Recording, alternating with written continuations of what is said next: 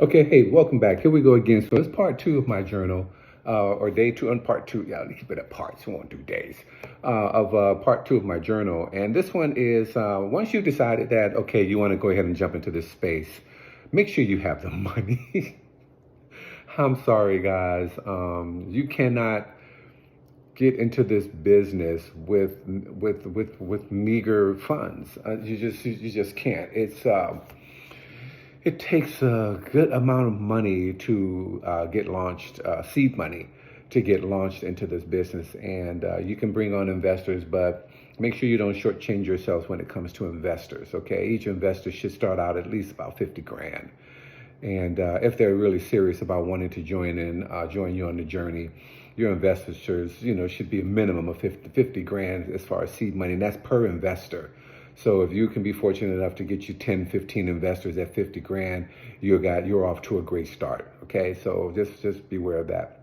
And another one of the frustrations that we've experienced with pulling this business together, besides trademark and formulation, is understanding the suppliers and the things that you need. So if you're doing a ready to drink beverage, then you're going to be dealing with a lot of different ingredients. It's different than if you're just putting out brandy, or if you're just doing tequila, or if you're just doing vodka. Those are very simple. Things that you have to worry about. You don't have to have all these added ingredients. It's just tequila or it's just brandy.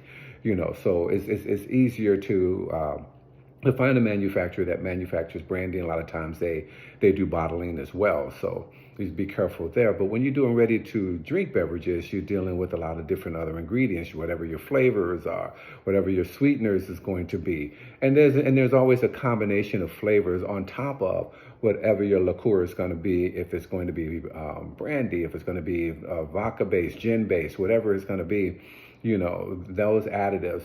And then working with TTB to get everything approved, because TTB is very important. That's going to cover that a little bit more in my next video. But everything needs to be approved and run through TTB. So it's not as easy to do a ready to drink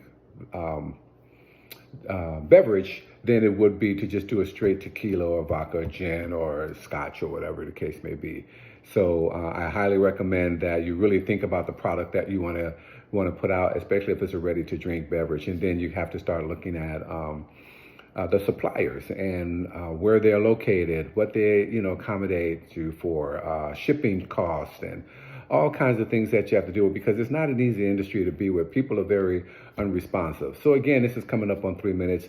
I'll catch you on part 3.